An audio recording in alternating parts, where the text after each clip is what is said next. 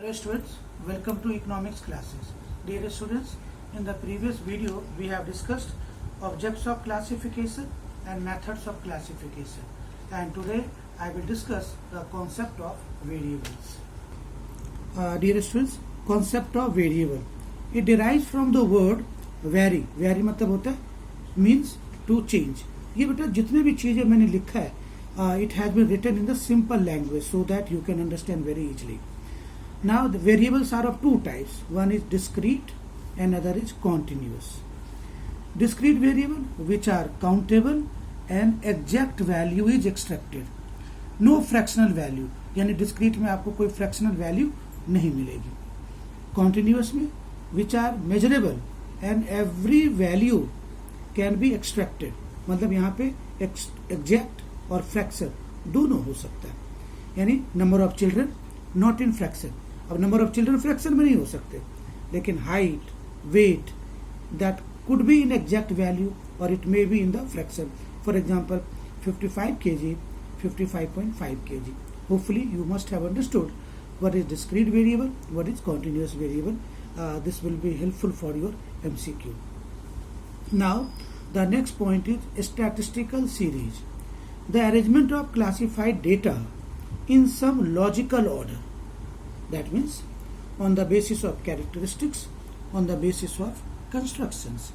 Or better, on the basis of characteristics, statistical series has been divided into three parts: time series, spatial series, and condition series.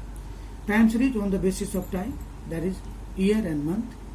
Spatial on the basis of location, where it is located, country, state, city.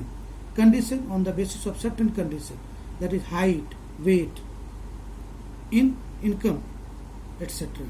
That means once again this is very useful for your MCQ test. And now students, we have on the basis of construction, this is very important, we have three types of series: individual, discrete, and continuous. Today we will discuss about individual. Individual series may be unorganized and organized. Unorganized बेटा marks of 5 students 71, 5, 99, 21, 36. अब ये 5 students के marks है. This is not organized. Organize में बेटा according to serial number, according to magnitude. अब according to serial number, अब देख दो बेटा रोल नंबर 1, 2, 3, 4, 5, 99 अरेंज कर दिया. 99, 21, 9, 71, 36 ये सीरियल नंबर हो गया. अब according to magnitude ascending order और डिसेंडिंग ऑर्डर. असेंडिंग बढ़ते क्रम में 5, 21, 36, 71, 99. डिक्रीजिंग और डिसेंडिंग ऑर्डर में 99, 71, 36, 21, 5. सो बेटा this was all related with the individual series. So once again this could be important for MCQ. अब बेटा डिस्क्रीट सीरीज. अब डिस्क्रीट सीरीज में बेटा आपको you have to find out number of students. तो आप कैसे करेंगे? Suppose marks of 20 students in economics are as follow: 11, 13, 9, 11, 3, 9, 5, 11, 5, 9, 6, 4, 11, 3, 5, 6, 13, 15, 11, 9. ये 20 स्टूडेंट्स के इकोनॉमिक्स के मार्क्स है. तो अब बेटा देखो मैंने क्या किया, मार्क्स का कॉल बनाया 3, 4, 6, 9, 11, 13, 15.